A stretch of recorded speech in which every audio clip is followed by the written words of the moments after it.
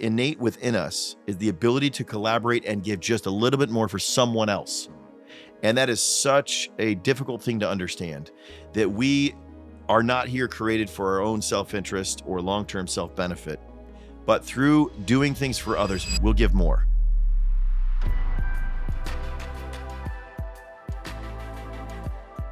Welcome to ReedFlections, a podcast on life, leadership, and learning. I'm Art Calderon, your co-host. I'm here with Reed Nyffeler. Reed is a CEO of a growing global company, a husband, a father, an author, published author, and is sharing with us some of the insights that he has on life, leadership, and learning.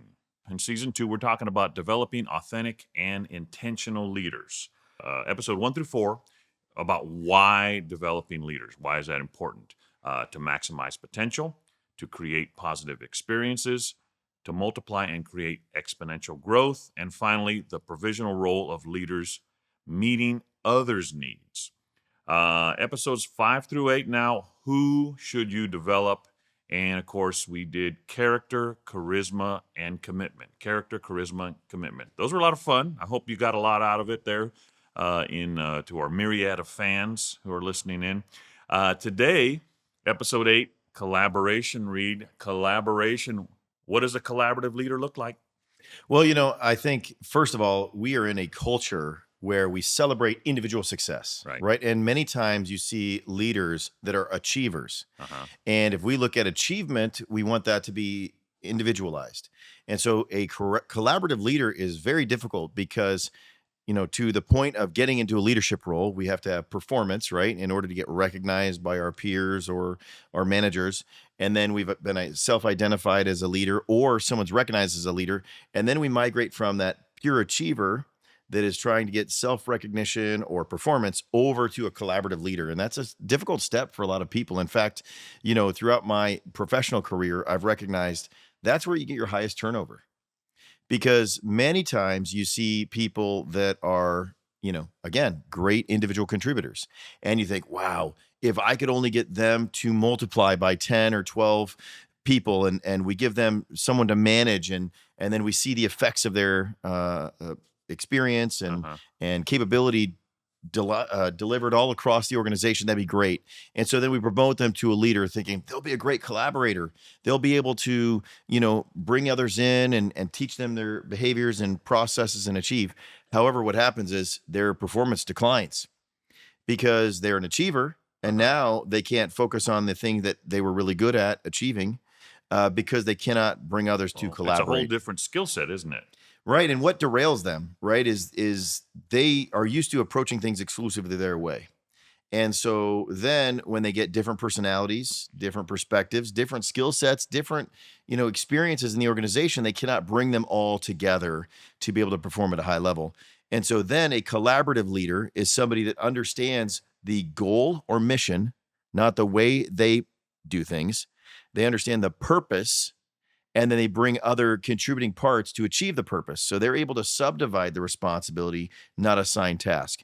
And so if we're to achieve something, there's multiple tasks that are there. So we can give a simple example. So let's say, and maybe this is something that's relevant for a lot of people. Now, I don't cook, but I can understand how it works because I'm a consumer. I mean, what's a cook without a consumer? That's one thing I've stood there and thought they need to collaborate with the consumer, right? A cook is nothing without somebody like me that eats their food. However, if you're subdividing that responsibility and you go to a kitchen and you see someone that's cooking like, no, you're just going to get in my way, right? I mean, I understand all the parts of the recipe and I'm going to bring it all together. So, might have a task. You can cut the chicken or whatever you're going to do. But here's what needs to happen. That's an individual contributor, right? Afterwards, they have a great meal and you give them a compliment. But then you go to these well-run restaurants and there's 3 or 4 things that go on that plate and each individual person is making that and it must all come together at the exact same time. And we've all been to the restaurants where that hasn't happened, right? You're like waiting on one person's food or another, or, they're like, hang on, your fries aren't quite done yet and your burger gets cool, whatever the case might be. However, a well-run organization is where it's all collaborative and they know exactly when it needs to be delivered and it all comes together. And that wasn't because you had a great grill master. right? Individual contributor. It's because they worked well as a team under a collaborative leader. And so that's kind of an example of where you see an individual contributor, a great chef that makes the whole plate. And Mhm. then if they go to scale, they're like, no, you don't make it my way. I'll just remake it and the food's delayed.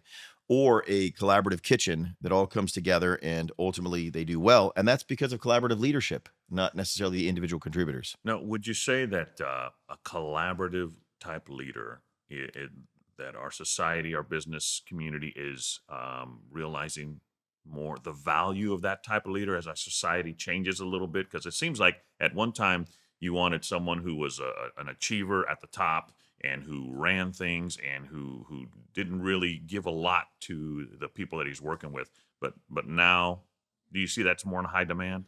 Absolutely, it's in high demand. And I think it's in high demand because, back to my point, the achievers, we live in a society where individual recognition is more valuable than a collaborative team win, Hmm. right? And that's very difficult to break that mindset. And we see that throughout sports, right? I mean, name, image, likeness is essentially saying it's no longer about the team, right? It wasn't about which jersey name was on the front. Uh-huh. It's now what's name on the back Uh-huh. because you're going to go proliferate that. And Yeah. I've kind of wondered, how did that happen to society?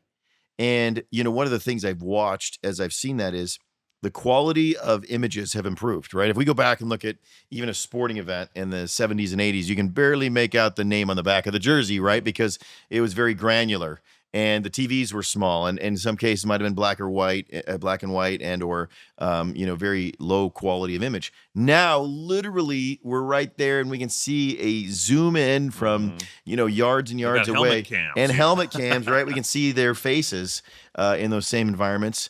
And so it really is about that, where people used to follow teams, Yankees, the Cowboys, etc. Now they're following players. And so that is showing the trend of society where the individual is now much more celebrated than the team. And so ultimately, it makes it very difficult for collaborative leaders to say, hey, wait, focus on the team. I know the society is telling you to focus on the individual. And so then ultimately, you have less people that are interested in bringing a team together. Then you have more people that are focused on their own aggrandizement as opposed to the team's success. And as a result, that's why these collaborative leaders are in super high demand because there's less people that are achieving that. At the same time, is performance of an individual can only go so far, Hmm. right? I mean, if you look at any team, and let's say they're a football team, just because football is easy to understand. There's an offense and a defense, and let's say they're a quarterback, right? And that's the most meaningful position in a football team, right? Because they touch the ball every time. Hmm. On offense, there's no other player on either offense or defense that touches the ball every time they're on the field. And even that person can't win the game by themselves, right? Because they have the football in Right. their hands. They can certainly have a huge impact, but Right. they can't win it by themselves. Because if they didn't have blockers, they wouldn't even be able to have the ball more than a couple of seconds, right? They'd be tackled. If they didn't have receivers or running backs, they'd have no one else to run the ball but themselves. And ultimately, if they aren't on defense. So if the other team didn't, if they scored a touchdown every time they had the ball, Hmm. but the other team did as well, you're not going to win the game. Yeah. So ultimately, even if the most impactful and position, the most important position on a football team, has the best player in all of the league, they still can't, necessarily win without a collaborative effort of the team working well together. Right. But you can't have mob rule, right? Like you make decisions all the time at the company, and you have to take into consideration. You got to consider how you're going to affect all these other people, but ultimately, you got to make a decision, Yeah. right? So how do you balance being collaborative with a decision needs to be made? Someone needs to step up and be a leader here. Yeah, and I think some of this is really the principles of leadership and management. And one of the things I like to do on my spare time is study the effects of leadership over history, right? And if we look all the way back through history, we've tried many different ways to lead people, and it started with kings, right? And so you have a king, and that's essentially a uniform leader that is telling you exactly, and we maybe didn't start with that, was an early Hmm. way to lead. And that king would say, off with his head. I mean, so he'd have command and control. And if you did not appeal to the king, Hmm. you were done. Pretty straightforward. Pretty straightforward, right? All of these ways to govern society have had their own struggles. And so that's where we've looked at this. And I think society has recently gone from a command and control to an inverted pyramid. So, what's the most effective way to be a collaborative leader? And for me, the way I understand it and decide to lead is I determine the purpose. Then I give everyone a choice to commit to that purpose, right? What is the organizational purpose or the purpose of the group that you're meeting with? And then is that clearly communicated? Does everyone there understand what you're trying to achieve? Then the next step is saying, hey, how would you like to contribute, right? And so maybe a good analogy of this is using and going back to our food analogy is, let's say it's a holiday, right? And one of the things we like to do here, maybe when we go to holiday, is we like to have a potluck at the office. Yes, we do. We like to have our potlucks. In fact, I love the potlucks because it gives me a different taste of different recipes because I'm a consumer, like we talked about earlier. And so in that case, we're saying not one person should be responsible for making everything, right? We have over 100 people in the office, and that's a lot to cook for 100 people. And then you begin to say, okay, what are our categories that we need? All right, we need a protein, right? Some sort of meat, and then we need some sort of vegetable or otherwise, and then maybe some fruit elements, and then definitely can't overlook the desserts. So we subcategorize that, right? Yeah. And so saying, hey, our purpose is to have community, our purpose is that we have shared recipes, and then we subdivide responsibility in these 4 categories.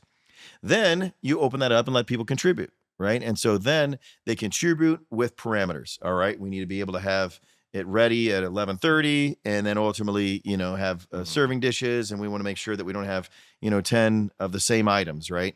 And so that is how I see a collaborative environment work, right? Is you have a purpose, right? We're going to collaborate around a meal, and we're all going to be together. Then we're going to subdivide responsibilities so that ultimately it's categorized.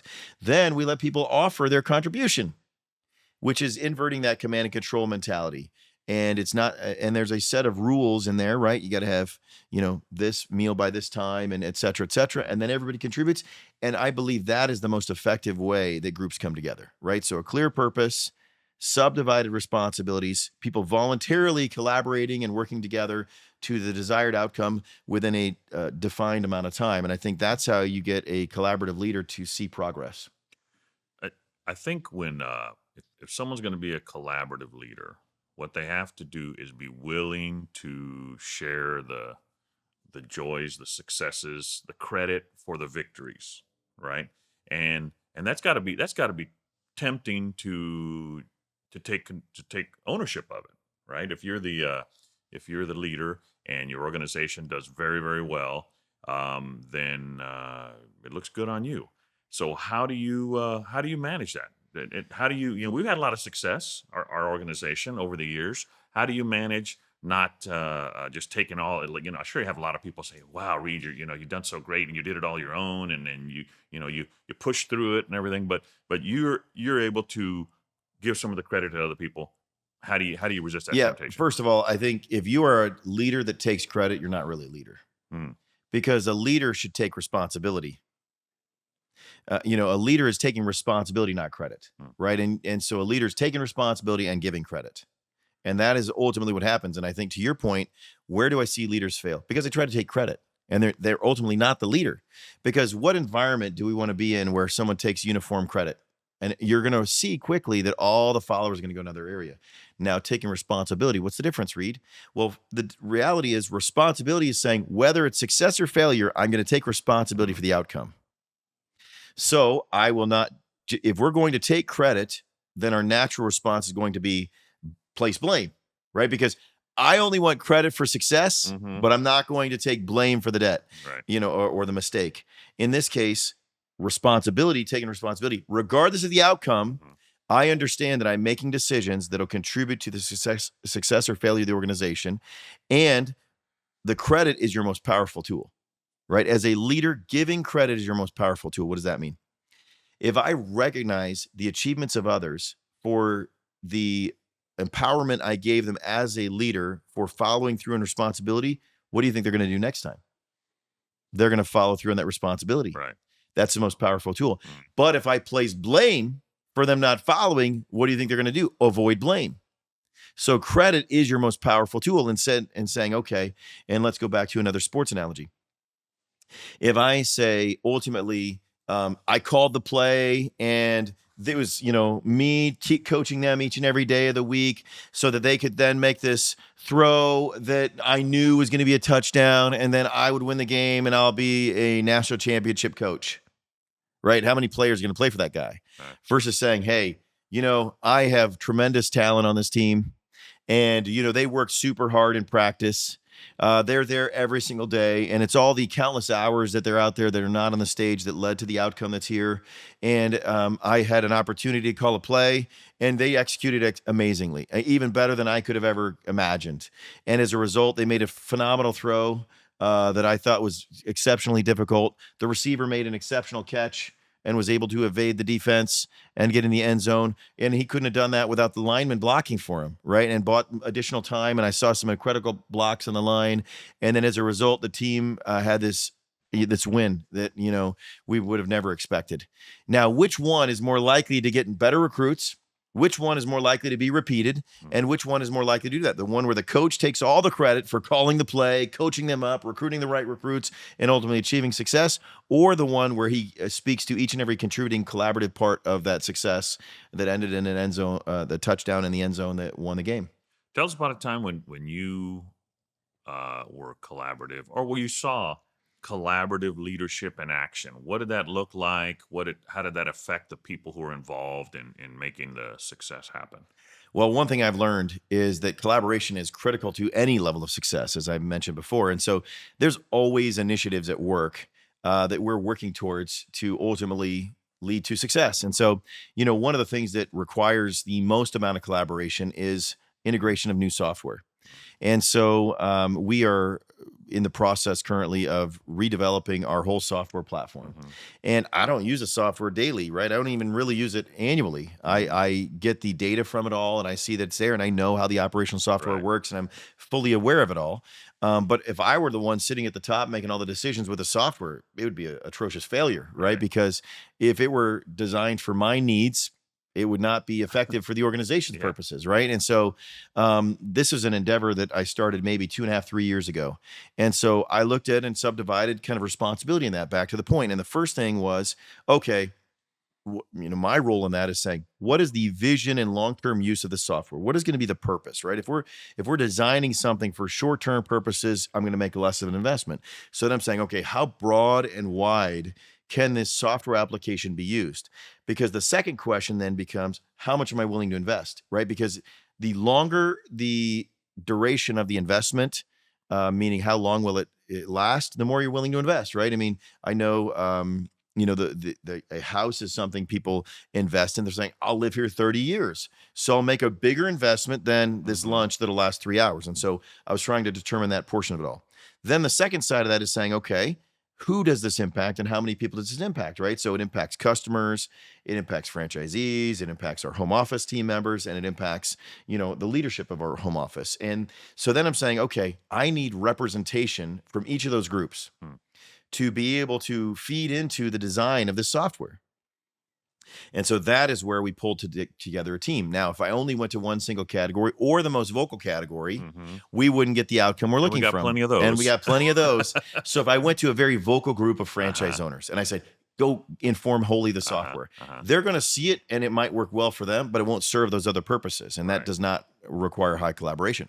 So you have to be really diligent as a leader to say, okay, who does this affect and who is representing that voice? And are they doing that in a way that's, going to last over time? And so that's an example of a collaborative leader saying, okay, who are all the parties that are involved in this? And I will even take it a step further. That's an example directly, but this is a process I apply everywhere. Hmm. So regardless of the decision, I focus on being a collaborative leader. I'm saying, okay, regardless of what's happening, how and who does this affect? And so that's where a collaborative leader can make good decisions as a result. So, for example, if we go on a family vacation, if I'm just planning things I like to do, right?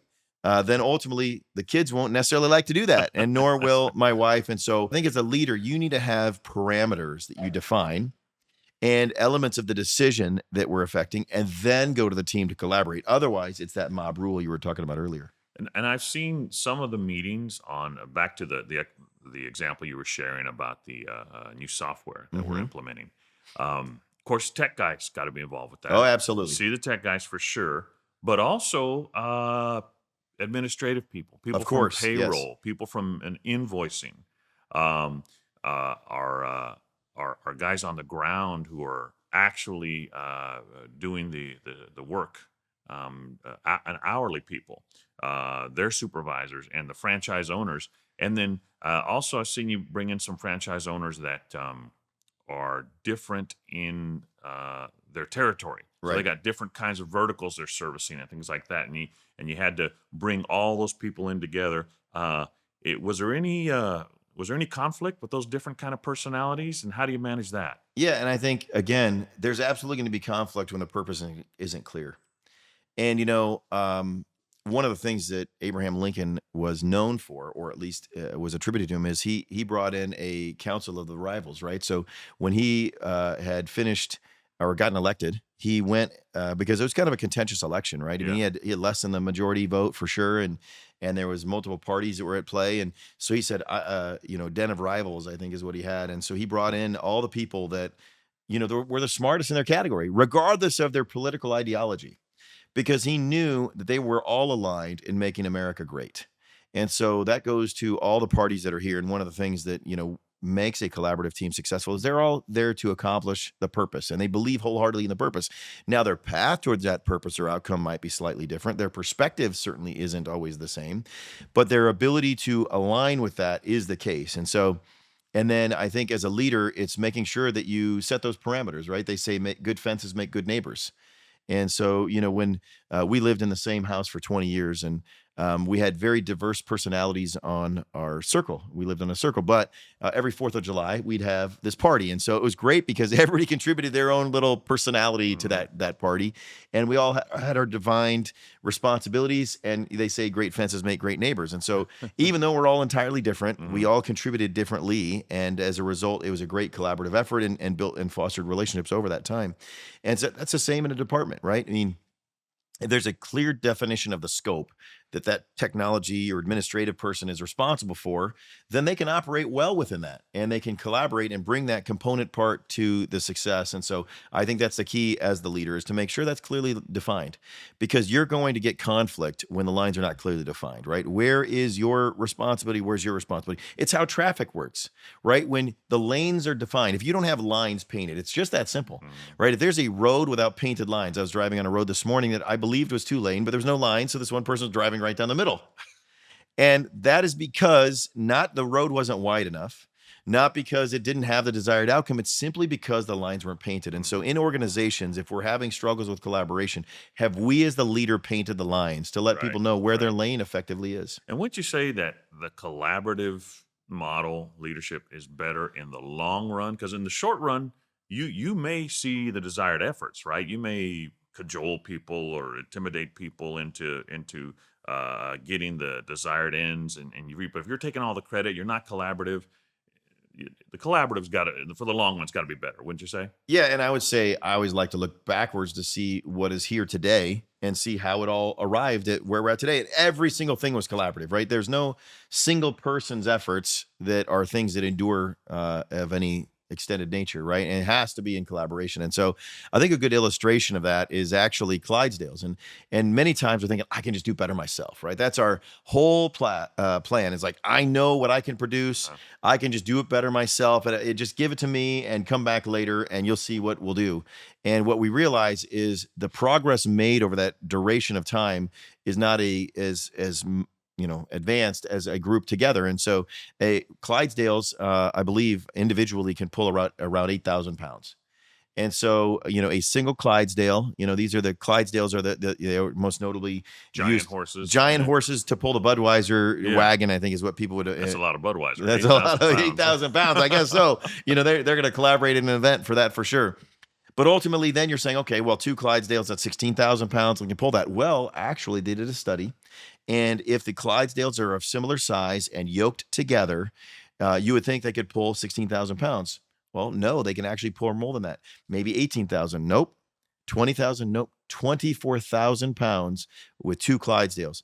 And it is just the effect of two people working well together. They spur each other on in a collaborative effort. They align with what they're doing. That yoke aligns them. They're driven forward and they're supported in each other, and they want to perform better for the team. And one of the things I enjoy watching is the Olympics. And sometimes the relays. My daughter ran track, and so I always love the relays because Mhm. that's really the time in track and field, the only real time there's collaboration of a team, right? Mm. Track and field in particular is individualized Right. in many ways, with the exception of the relays. And whether it's swimming or track and field, when those relays come together, what you'll find is you start doing the math and you say, okay, this is their 100 time or 400 time, depending on which relay they're in. And so you do the math and you're saying, okay, well, this will kind of be where they're going to finish. Yeah. And time again, they hit their personal records when they're swimming for someone else or when they're running for someone else. And you say, wait a minute, you're running to be a gold medalist, yet you have that much more, just a little bit more that you can give because you're running for someone else. And those are the highest functioning teams where there's someone that's now, yes, we live in a society where attribution to my activities, we want that nature of success. But what we don't realize, innate within us, is the ability to collaborate and give just a little bit more for someone else. And that is such a difficult thing to understand, that we are not here created for our own self-interest or long-term self-benefit. But through doing things for others, we'll give more. We'll try harder. We'll push further. And I think that's the power of collaboration in teams. And I think that's indicative of the Clydesdales and relays in an Olympic sport event. That's why, and that's the result and power of collaboration. All right, we come to the end of our time once again. Collaborative leadership. Leaders take responsibility, not necessarily credit, but responsibility. They give credit and they take responsibility. Very good. Thank you very much, listeners, for tuning in and joining us once again. Thank you, Reed, for sharing with us. Episode 9 is coming up next week. We're going to continue thinking about who you should choose to develop as leaders, those who can connect with others. Connect, that's the key word. And we'll see you next time. And for the last word, if you want to be a leader, I implore you to be a collaborative leader.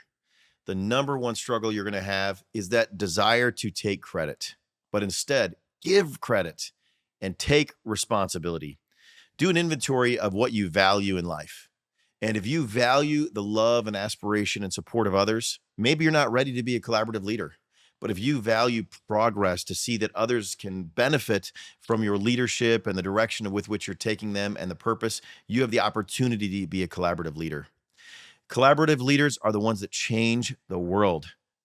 Focus on being a collaborative leader in the world that you want to change. And we look forward to seeing you next time.